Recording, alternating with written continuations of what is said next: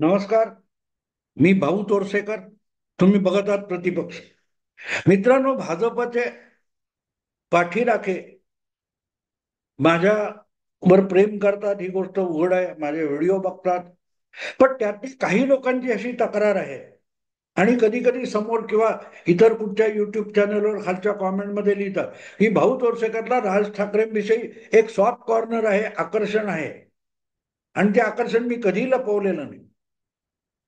पण अधूनमधून ते आकर्षण का आहे, किंवा राज ठाकरे या व्यक्तीकडून आणि तरुण नेत्याकडून माझ्या अपेक्षा का आहेत, याचा खुलासा मी करत असतो. आणि ज्यांना तो समजून घ्यायचा त्यांनी घ्यावा, नसेल त्यांनी नका घेऊ. कारण मी राजकारण समजावण्याचा प्रयत्न करत असतो. तुम्हाला आवडणारं बोलणं, यातून व्ह्यूज मिळतील, पण तुम्हाला त्यामुळे राजकारणाविषयी प्रगल्भ होता येणार नाही, राजकारणाचा अभ्यास करायची सवय होणार नाही. आणि म्हणून उभारणारं नेतृत्व कुठचं आहे, उभं राहणारं उदय पावणारं नेतृत्व कुठचं आहे, किंवा ज्या नेतृत्वाचा ऱ्हास होतो आहे किंवा का झाला आहे, याचं विवेचन मी नेहमी अगत्याचं मानतो. आणि म्हणूनच राज ठाकरे हा विषय मला दुर्लक्षित करावा असं वाटत नाही. मी परत परत एक गोष्ट सांगतो की ज्या पिढीने किंवा ज्यांनी 1975 ते 1985 या काळात बाळासाहेब ठाकरे बघितलेले नाहीत, किंवा ज्यांनी 1988-90 नंतरचे बाळासाहेब ठाकरे बघितले, त्यांना राज ठाकरे समजून घेणं अवघड आहे. मग ज्यांच्या भूमिका स्थिर नसतात, ते अचानक इकडे जातात, पलटी मारतात, वगैरे वगैरे जे आरोप होतात, हे सगळे तुम्ही 40 वर्ष मागे गेलात तर बाळासाहेबांवर सुद्धा झालेले आहेत. आणि जसं आदित्य ठाकरे म्हणाले की मी संपलेल्या पक्षाबद्दल बोलत नाही, म्हणजे मनसेबद्दल, तशीच प्रतिक्रिया 75 ते 85च्या दरम्यान बाळासाहेब ठाकरे यांच्या खंबीर नेतृत्वाखाली असलेल्या शिवसेनेबद्दल दिली जात होती. 1970 मध्ये एका पोटनिवडणुकीत वामनराव महाडिक निवडून आले. तो शिवसेनेचा पहिला आमदार होता. पण तेच वामनराव महाडिक 1972च्या सार्वत्रिक निवडणुकीत त्याच परेल मतदारसंघात पराभूत झाले होते. आणि गिरगाव मधून प्रमोद नवलकर हा एकमेव शिवसेनेचा आमदार 1972 मध्ये निवडून आला. पण 72 नंतर 77, 80 अशा 2 विधानसभांच्या निवडणुका झाल्या, काही लोकसभा निवडणुका झाल्या. पण शिवसेनेचा तिसरा थेट जनतेतून येणारा आमदार निवडून यायला 1985 साल उजाडलं, जेव्हा माझगाव या गिरण गावाच्या मतदारसंघातून छगन भुजबळ आमदार झाले होते. मग 2 वर्षांनी परत पोटनिवडणुकीत, 2-3 वर्षांनी रमेश प्रभू हा चौथा आमदार निवडून आला. पण त्यानंतर 1990 मध्ये एकदम 54 आमदार महाराष्ट्राच्या कानाकोपऱ्यातून शिवसेनेचे निवडून आले. आणि त्यामुळे 1975 ते 85 बाळासाहेबांनी शिवसेना कशी टिकवली, कशी वाढवली, कशी मरू दिली नाही, हे ज्यांनी बघितलेलं नाही किंवा त्याचं विवेचन सुद्धा ऐकलेलं नाही, त्यांना गेल्या 10 वर्षात राज ठाकरे मागे का पडत गेले आणि त्यांचं पुनरुत्थान का होऊ शकतं, हे समजणं अवघड आहे. आणि प्रामुख्याने आज जे काय मीडियाचा प्रचंड काय म्हणतात तो विस्तार झालेला आहे, तो 75 ते 85 नव्हता. वर्तमानपत्रापुरतीच पत्रकारिता आणि माध्यम मर्यादित होती. दूरदर्शन नावाचं एकच सरकारी टीव्ही चालायचा. त्याच्यामध्ये राजकीय चर्चा, राजकीय बातम्या यांना फारसा स्कोप नव्हता. हे सगळं वेगवेगळ्या चॅनेलचं जे काय भरती आलेली आहे, पूर आलेला आहे, महापूर आलेला आहे, हा सगळा 2000 नंतरचा आहे, किंवा 1999 नंतरचा. आणि त्यामुळे मग वेगळा सोशल मीडिया, तुमचा युट्यूब, फेसबुक, हे सगळं तर 2008-10 नंतरच आहे. आणि त्यामुळे त्या काळात घडलेल्या ज्या घटना होत्या, त्याची इतकी घराघरात आणि स्वयंपाकघरात, ट्रेनमध्ये किंवा बस स्टँडवर चर्चा होत नव्हती. रेल्वे आज जी होते, आणि त्यामुळे तत्कालीन घटना ह्या तितक्या चर्चिल्या गेल्या नव्हत्या. आणि म्हणूनच आज जे काय मनसेबद्दल बोललं जातं हे तेव्हा शिवसेनेबद्दल बोललं जात होतं हे खुद्द आदित्य ठाकरेंना माहिती नाही. म्हणून आपल्या आजोबांचा पक्ष पुढे चालवण्याच्या प्रयत्नात असलेले आदित्य ठाकरे अत्यंत खोचकपणे 2 वर्षापूर्वीच्या गुढीपाडव्याच्या राज ठाकरेंच्या सभेनंतर म्हणाले होते की संपलेल्या पक्षाबद्दल मी बोलत नाही. असो, आज हा विषय परत मी एवढ्यासाठी सांगतोय की तुम्हाला नेतृत्व गुण कळावे लागतात. जो नेता आहे त्याच्या वैयक्तिक क्षमता आणि ताकदीबद्दल, आत्मविश्वासाबद्दल माहिती असावी लागते. तर त्या माणसाचं तुम्ही आकलन करू शकता, असेसमेंट करू शकता आणि विश्लेषण करू शकता. 10 वर्ष एक एक आमदार पहिल्या फटक्यात 2019-2009 मध्ये शिवसेनेतून बाहेर पडून स्वतःचा पक्ष बनवल्यानंतर 4 वर्षात राज ठाकरे यांच्या पक्षाचे 13 आमदार निवडून आले होते. मुंबईत सुद्धा बाळासाहेब हयात असताना उद्धव ठाकरेंच्या नेतृत्वाखालच्या शिवसेनेला जेव्हा 4 आमदार निवडून आणता आले, त्यांच्याबरोबर युतीत असलेल्या भाजपचे फक्त 5 आमदार आले होते, तेव्हा राज ठाकरे यांनी स्वबळावर लढवलेल्या निवडणुकीत मुंबईतून 6 आमदार निवडून आणले, ठाण्यातून 3, नाशिकला 3, संभाजीनगरला 1, 13 आमदार. एवढं मोठं यश पक्षाच्या स्थापनेपासून 20 वर्ष उलटून गेली तरी बाळासाहेबांना मिळालं नव्हतं. पण ते यश महत्वाचं नव्हतं. 66 साली स्थापन झालेली शिवसेना ही 90 साली 54 आमदार निवडून आणेपर्यंत रखडत खुरडत चालली होती आणि तरीही बाळासाहेबांनी आत्मविश्वास गमावला नव्हता. एक प्रमोद नवलकर आणि 10 वर्षानंतर दुसरा छगन भुजबळ निवडून आला तरी पक्ष चालू होता, कार्यकर्ते ऍक्टिव्ह होते आणि ते ऍक्टिव्ह ठेवण्याची क्षमता बाळासाहेबांकडे होती. तशीच क्षमता जर राज ठाकरे दाखवत असेल, राज ठाकरेकडे भाषण गाजवण्याचा, सभा गाजवण्याचा तो बाळासाहेबांचा काकांचा गुण आला असेल तर ती तुलना बाळासाहेबांबरोबर करावी लागते. आणि त्या प्रतिमेशी करू नका. राज ठाकरेची तुलना करायची असेल तर 75 ते 85 आणि 90 पर्यंत, 1975 ते 1990 पर्यंत बाळासाहेबांनी शिवसेना कशी चालवली, कशी टिकवली याचा अभ्यास केला पाहिजे, त्याची तुलना केली पाहिजे, त्याचं विश्लेषण केलं पाहिजे. एक भुजबळ, एक रमेश प्रभू पोटनिवडणुकीत आणि एकदम 54. जादूटोणा होता का मित्रांनो? नाही. टिकून राहण्याची क्षमता, प्रतिकूल परिस्थितीमध्ये टिकून राहण्याची क्षमता. मध्यंतरी राज ठाकरेंनी ते उदाहरण दिलं होतं की प्रतिकूल परिस्थितीत टिकून राहण्यावर संघटना किंवा व्यक्तीचं नेतृत्व याची कसोटी लागत असते.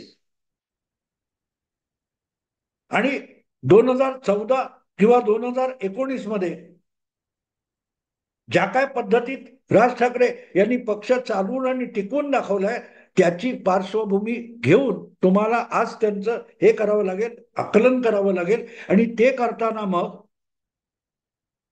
बाळासाहेबांची तुलना एका बाजूला करायची आणि बरोबर चुलत भावाची म्हणजे बाळासाहेबांच्या सुपुत्राकडे संपूर्ण भरभक्कम यशस्वी पक्ष, संघटना बांधलेला पक्ष मिळाला असताना उद्धव ठाकरेंनी शिवसेनेची कशी वाट लावली आणि राज ठाकरेंनी प्रतिकूल परिस्थितीत पक्ष कसा टिकवून ठेवला याची तुलना करणं आवश्यक असते. आज उद्धव ठाकरे 2.5 वर्षाच्या मुख्यमंत्री पदासाठी अख्खा पक्ष बुडवून बसलेत, कारण त्यांना तातडीने काहीतरी हवं होतं. ताबडतोब त्यांना तिची फलश्रुती हवी होती, लाभ हवे होते, जे बाळासाहेबांना तेव्हा नको होते. आणि उद्धव ठाकरेंना सगळे काय ते लाभ ताबडतोब, ती म्हणतात ना काही, सोन्याची अंड देणारी कोंबडी, ती कापली तर एकही अंड मिळत नाही, आणि एक एक मिळत होतं तेही बंद होतं. नेमकं त्याच तशी परिस्थिती आज उद्धव ठाकरेंची झालेली आहे. पण आपल्यालाही चांगले दिवस येतील याची प्रतीक्षा करत राज ठाकरे यांनी पक्ष टिकवला असेल तर त्या आधारावर त्यांचं आकलन करणं आवश्यक असतं. काल परवा एक पत्रकार परिषद मी बघितली की मग तुम्ही महायुतीत जाणार का वगैरे वगैरे, नेहमीच्या नाही म्हणून मी सगळ्या 250 250 जागा लढवणार. किती निवडून येतील त्याची फिकीर नाहीये.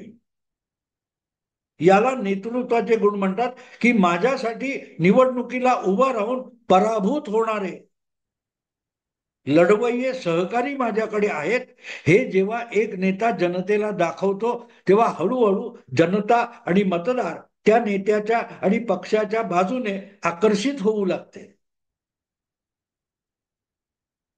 आजपर्यंत राज ठाकरे यांनी कुठल्याही पक्षाबरोबर युती केलेली नाही आणि युती करून आघाडी करून निवडणुका लढवलेल्या नाही. कोणाला पाठिंबा दिला असेल, कोणाला विरोध केला असेल. बाळासाहेबांनी सुद्धा अनेक पक्षांना पाठिंबा दिला, हे केलं. 90 नंतर शिवसेनेचं ते पोटेन्शियल बघून, बाळासाहेबांचा तो करिश्मा बघून भाजप युती करायला आला. सांगायचा मुद्दा असा मित्रांनो, नेतृत्व गुणाची कसोटी समजून घ्या की प्रतिकूल परिस्थितीत सुद्धा सहकारी जपलेले आहेत आणि सहकारी टिकलेले आहेत.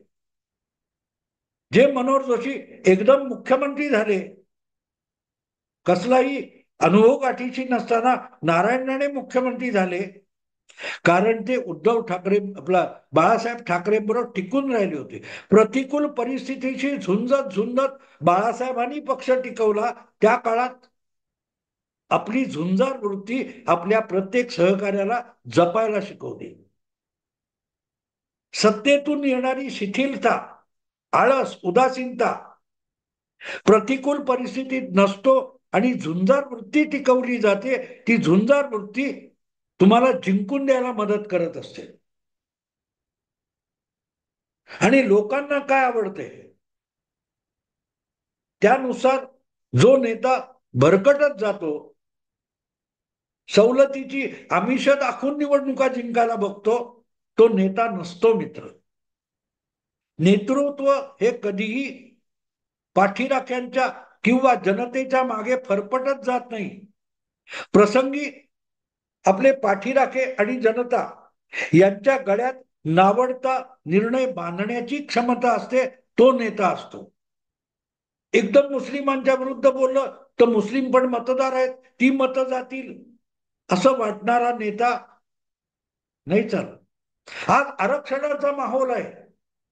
अशा वेळेला आरक्षण बोललं तर मराठा मतं आपल्याकडून जातील, ही भीती राज ठाकरेंना वाटत नाही. याला नेतृत्व गुण म्हणतात. नेतृत्व गुण म्हणतात. आणि म्हणून तुलना करायची तर वक्फ बोर्डाचा देखील, वक्फ बोर्ड टिकू, वक्फच्या जमिनीला हात लावू देणार नाही, इतके कट्टर इस्लामिक झालेले उद्धव ठाकरे आणि राज ठाकरे यांची तुलना करावी लागते. यांची तुलना करावी लागते की आपल्याला हिंदुत्वाची मतं मिळतील की नाही याची काहीही खात्री नसताना सुद्धा ठामपणे ती हिंदुत्वाची भूमिका स्वीकारली आहे, ती घेऊनच निवडणुकीत लोकांना सामोरं जायचं. महाराष्ट्रात सगळ्यात मोठा समाज घटक मराठा असताना सुद्धा मराठा आरक्षणावर हिम्मत आणि सत्य आणि परखड बोलण्याची हिम्मत राज ठाकरे दाखवतात. हा त्यांच्या नेतृत्व गुणाचा काय ती पदसीमा आहे.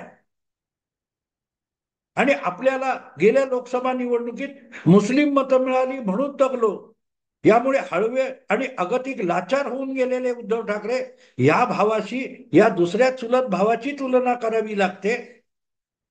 आणि ते राज ठाकरेंनी परवाच्या पत्रकार परिषदेत सांगितलं, मोदी किंवा अमित शहा यांच्यावर राग होता, त्यांची मतं मिळाली, उद्धव ठाकरेंना पक्ष म्हणून मतं मिळालेली नाही. ती कुकर मधली वाफ निघून गेली. आता तेच मुस्लिम परत उद्धव ठाकरेंना मत देतील असं नाही. आणि त्याची प्रचिती ताबडतोब आली. मातोश्रीवर जाऊन मुस्लिमांच्या घोडक्याने उद्धव ठाकरेंना गद्दार गद्दार म्हटलं तेव्हा पाय धरायला आल्यासारखे उद्धव ठाकरे वक्तच्या समर्थनाला आले.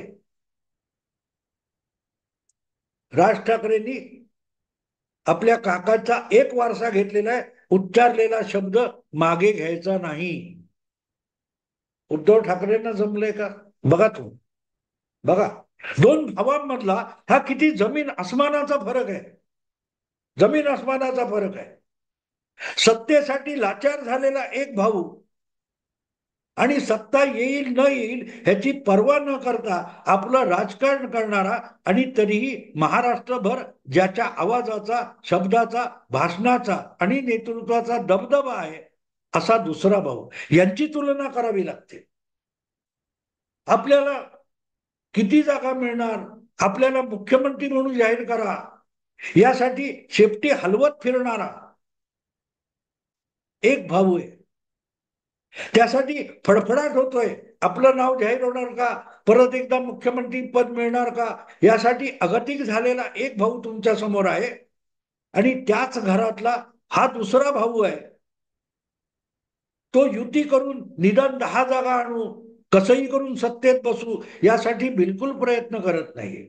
आपली ताकद जी काय असेल ती मतदाराने दाखवून द्यावी म्हणून मतदाराला थेट जाऊन भिडण्याची हिंमत दाखवणारा राज ठाकरे हा म्हणून महत्वाचा असतो. दिल्लीला जाऊन अमित शहाना भेटले, मोदींना भेटले, सगळं झालं, पण जागांसाठी बार्गेन केलं नाही. हा, दक्षिण मुंबईची जागा ही एकनाथ शिंदेच्या चिन्हावर लढवावी हाही प्रयोग झाला नाही. मी मेहनतीने माझ्या पक्षाला एक निवडणूक चिन्ह मिळवून घेतलेलं आहे. ते सोडून दुसऱ्या चिन्हावर माझा उमेदवार लढणार नाही हे ठामपणे सांगण्याची हिंमत राज ठाकरेंनी दाखवली. निवडणूक नको, लोकसभेत नाही लढवणार, पण दुसऱ्या पक्षाच्या चिन्हावर नाही लढणार. हा आत्मविश्वास ज्या माणसाकडे असतो ना त्याला राजकारणात आणि कुठच्याही लढाईमध्ये भवितव्य असतं. हातात हत्यार किती आहे, साधनं किती आहे, दुय्यम. ती साधनं वापरण्याची मनगटात ताकद लागते. तुम्हाला माहिती आहे ना, तो शोले सिनेमातला एक मोठा प्रसंग आहे ही समोर बंदूक पडली आहे पण शाल पांघरलेला तो ठाकूर ती बंदूक उचलून त्या दरोडेखोरांवर रोखत नाही म्हणून तो जय गुरु संतापतात आणि मग ती शाल काढल्यावर कळतं त्याला हातच नाही. त्यामुळे ती बंदूक समोर असून, तलवार समोर असून उपयोग नसतो. ती उचलण्याची मनगटात ताकद आणि मनात हिंमत असावी लागते. नसेल तर सगळी साधनं असून सुद्धा तुम्ही लाचार आणि अगतिक असता. आपल्याला 21 जागा लढवून काय त्या 9 जागा जिंकल्या, इतके टक्के मतं मिळाली म्हणून बोलणारे, हुशारक्या मारणारे आज निवडणुकीच्या घोषणेपूर्वी नाव माझं मुख्यमंत्री म्हणून जाहीर करा म्हणून रडारड करतायत. रोज कुरकुर कुरकुर चालू आहे. आणि मग या तुलनेमध्ये युतीला पाठिंबा दिल्यानंतर सुद्धा युतीत जाईन का हे राज ठाकरे सांगत नाहीत. त्यापेक्षा 250-250 जागा लढवण्याची तयारी करतायत. कोण बरोबर आहे, कोण बरोबर नाही. तुम्ही आपल्या मतदारसंघात लढायची ताकद असेल तर लढा. मी एकटा लढायला तयार आहे. पराभव होईल, हरकत नाही, पण अनेक पराभवातूनच लढवय्ये तयार होतात आणि ते लढवय्ये विजयाप्रत घेऊन जातात याचा विश्वास आहे राज ठाकरे.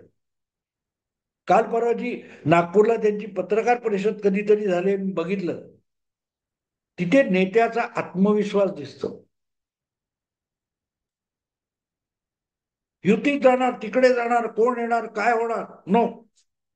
आपली एक भूमिका आहे आणि त्या भूमिकेला मला तर वाटतं की युती आघाडी बाजूला सोडून राज ठाकरेंनी स्वबळावर जितके जास्तीत जास्त मतदारसंघ लढवता येतील लढवावे आणि एकदा आपली खरी ताकद सगळ्या राजकीय पक्षांना आणि जनतेला दाखवून द्यावी. 5%, 60% मतं असतील. वंचित बहुजन आघाडी किंवा प्रकाश आंबेडकरांचा पक्ष अनेकदा पराभूत झालाय, पण त्यांना जिंकण्यापेक्षा हरण्यापेक्षा मीडियामध्ये चमकण्यात इंटरेस्ट आहे. इतर राजकीय पक्षांशी लगोऱ्या आणि लपंडाव खेळण्यात, खो खो खेळण्यात रस आहे. राज ठाकरेंचं तसं नाही. राज ठाकरेंना पक्ष उभा करायचा आहे आणि त्यामुळे दिखाऊ आंदोलनापेक्षा प्रभाव टाकणं. काल परवा बदलापूरच्या त्या घटनेमध्ये पहिली तक्रार कोणी दिली? राज ठाकरेच्या मनसेच्या महिला आघाडीने दिली. मग त्यातलं पोटेन्शियल बघून सरकारला बदनाम करण्याचं निमित्त म्हणून बाकी सगळे महाविकास आघाडीचे लोक धावून आले.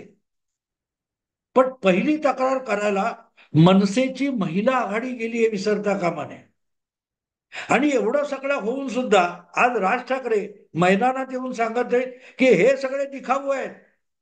माझ्या पक्षाने पहिली तक्रार केली, आवाज उठवला. हे श्रेय घ्यायला सुद्धा राज ठाकरे पुढे आले नाहीत.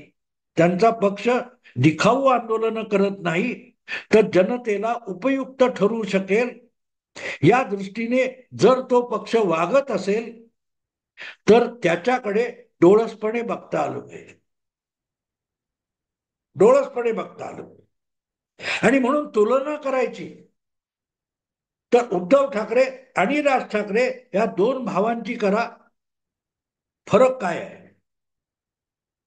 25-30 वर्ष झुंजार कार्यकर्त्यांची, तरुणांची संघटना ही शिवसेनेची ओळख होती. ती उद्धव ठाकरेंनी किती पुसून टाकली बघा. ती फक्त मुस्लिम लांगुल चालन किंवा वक्फचं समर्थन एवढ्यापुरती नाहीये.